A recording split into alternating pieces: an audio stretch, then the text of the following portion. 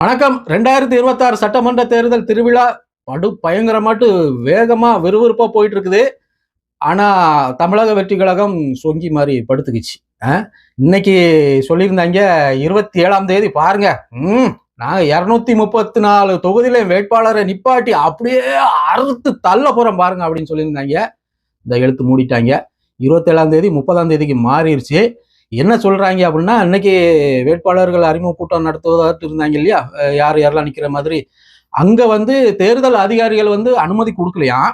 காவல்துறை அனுமதி கொடுத்த இடத்துல தேர்தல் அதிகாரிகள் அனுமதி கொடுக்கலையாம். உங்ககிட்ட ஆள் இல்லையா, இதுதான் நான் போன வீடியோல இருந்தே சொல்லிட்டு வரேன். இதுக்கு முன்னாடி இருந்தேன், அதான் படிச்சு சொல்லிட்டு வரேன். தாவேக்கா 234 தொகுதியிலையும் வேட்பாளர்களை நிறுத்த முடியாது. அவங்க கிட்ட இல்ல, வேட்பாளர் இல்ல.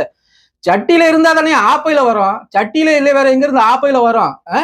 அப்போ இது ஒரு சாக்கு. தமிழக வெற்றி கழகத்துக்கு இது ஒரு சாக்கு. தேர்தல் அதிகாரிகள் அனுமதி தரல, காவல்துறை அனுமதி தரல. அதற்கு ஒருபடி மேல போயிட்டு இருக்காங்க திமுக. திமுக சதி பண்ணுது அப்படின்னு ஏதாவது ஒரு சொல்லி இவங்க சாக்கு, தேர்தலை புறக்கணிப்பதற்காக சாக்கு. நான் அதான் முதல்ல இருந்தே சொல்லிட்டு இருக்கேன். 234 தொகுதியிலும் இவங்க நிக்க மாட்டாங்க, ஆளு கிடையாது. இன்னொரு கூடுதல் செய்தியை நான் சொல்லியிருந்தேன் முன்னாடியே. விஜயே நிக்க மாட்டாரு, வேட்பாளர் போட்டி போட மாட்டாரு. இது யாரும் நம்ப மாட்டேங்கிறாங்க. நடக்குதே விஜய் போட்டி போட மாட்டாரு. அப்படியே போட்டி ஒருவேளை தான் நான் சொல்றேன். போட்டி போட்டா கூட விஜய்க்கு ஒரு 500 ஓட்டு வேணா விழும். அதுவும் இந்த விஜய் படம் ரிலீஸ் ஆச்சுன்னா FDFSக்கு போவாங்க இல்லையா, அந்த ரசிகர் குஞ்சானுகள் ஒரு 500 பேர் ஓட்டு போடுவாங்க. வேற எவனுக்கும் ஓட்டு கிடையாது. கத்துறவங்க பூரா எவனுக்குமே ஓட்டு கிடையாது. அப்போ இவங்க வெளியே வராமலே ஜெயிச்சிடலாம் அப்படிங்கிற மாதிரி பேசிட்டு இருக்காங்க. இப்போ இவங்களுக்கு ஒரு சாக்கு, இவங்கிட்ட ஆள் இல்லல்ல. அப்போ ஒரு சாக்கு, இதே ஒரு சாக்கை வச்சு திமுகவையும் தேர்தல் அதிகாரியும் போலீஸ்காரங்களையும் ஒரு சாக்கை வச்சு இவங்க மழுப்பிட்டு போறாங்க. இப்போ 30ஆம் தேதிக்கு போயிருக்காங்களா, இனி 30ஆம் தேதி ஒரு கதை கட்டி விடுவாங்க பாருங்க. தேர்தல் அதிகாரிகள் வேட்பு மனுவை வாங்குவதற்கு அவங்களுக்கு விருப்பம் இல்லை, நாங்க கொடுக்கதான் போனோம், அவங்க வாங்க மாட்டேங்கிறாங்க, திமுக வாங்க கூடாதுன்னு சொல்லிட்டாங்க அப்படிங்கிற மாதிரி ஒரு கதையை கட்டி விடுவாங்க. இப்போ சென்னையில ஆதவ அர்ஜுனா என்ன சொல்லியிருக்கிறாரு அப்படின்னா, சென்னையில 16 தொகுதியில 13 தொகுதியிலையும் தாவேக்கா வெல்லுமா, கிழிக்கும். 13 தொகுதியில அதுக்கு வேட்பாளராட்டு நிக்கணும், தேர்தல் காலத்துல இறங்கி வேலை செய்யணும், வேட்பாளராட்டு நிக்கணும், களத்துல இறங்கி போட்டி பண்ணுங்க, மக்களிடம் போய் பேசணும். நாங்க என்ன செய்ய போறோம், மைக்க பிடிச்சிட்டு தெரு தெருவா கத்தணும், தெரு தெருவா பேசணும், அப்பதான் ஓட்டு போடுவான். நீ வீட்டுக்குள்ளே படுத்து கிடந்துட்டு, உங்க தலைவர் விஜய்க்கு என்னன்னா, அவர் எங்கேயுமே போக மாட்டாரு சரியா. ஆடியோ லான்ச்சுக்கு போவார் மலேசியாவுக்கு. சினிமா தயாரிப்பாளர்களுடைய திருமண நிகழ்ச்சியா அதுல போய் கலந்துப்பாரு. அப்புறம் அவருடைய friend Atlee, cinema director Atlee அவர்களுடைய வளைகாப்பா மும்பையில் வெளிநாட்டு கூட போவாரு, அங்க போய் கலந்துப்பாரு. ஆனா வெளியே வர மாட்டாரு. வெளியே வந்தா வெயில். ஏற்கனவே தஞ்சாவூர் சேலத்துல கூடாரம் போட்டாங்களா, நான் ஒரு வீடியோட போடுங்க. அந்த கூடாரம் யாருக்காக போட்டாங்கன்னு நினைச்சிட்டு இருக்கீங்க நீங்க? மக்களுக்காகவா? அந்த 5000 பேர் வெயில நிப்பாங்கன்னு கஷ்டப்பட்டா கூடாரம் போட்டாங்க? விஜய் கருத்துறக்கூடாது, வெயில நின்றக்கூடாது அப்படிங்கறதுக்காக அந்த கூடாரம் போட்டாங்க.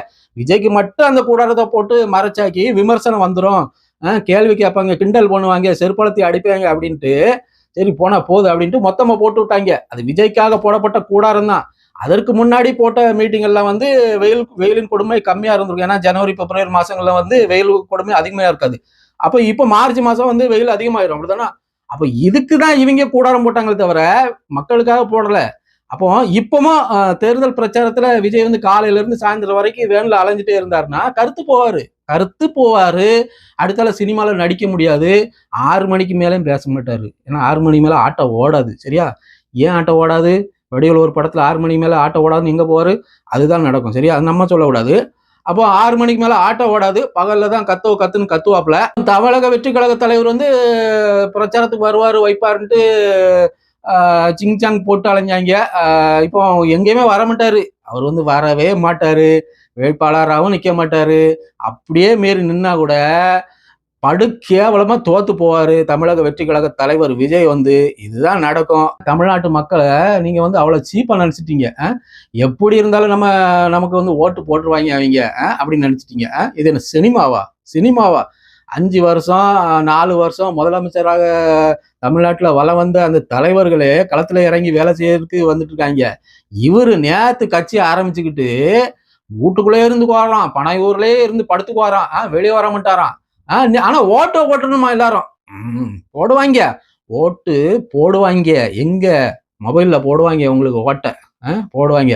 தெரியும் 2026க்கு பிறகு மையம்னு ஒரு கட்சி இருந்துருமா, அந்த கட்சியை மையத்துல வச்சு மையப்படுத்திட்டாங்க. அது எங்க இருக்குன்னு இப்ப தெரியாது. அதே இதை விட கேவலமான நிலை தான் தமிழக வெற்றி கழகத்துக்கு வரும். சரியா? மையமாவது எங்கேயோ தெரியுது, 1-2 இடத்துல அப்படி லேசா எட்டி பாக்குறாப்ல. ஆனா தமிழக வெற்றி கழகம் எங்க இருக்குன்னே தெரியாம போயிடும் 2026 சட்டமன்ற தேர்தல் முடிவுக்கு பிறகு. இதுதான் நடக்கும். 234 தொகுதியிலும் தமிழக வெற்றி கழகம் வந்து வேட்பாளரை நிறுத்த மாட்டாங்க.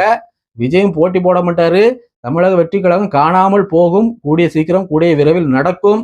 மீண்டும் ஒரு காணொலியில் சந்திக்கலாம். நன்றி, வணக்கம்.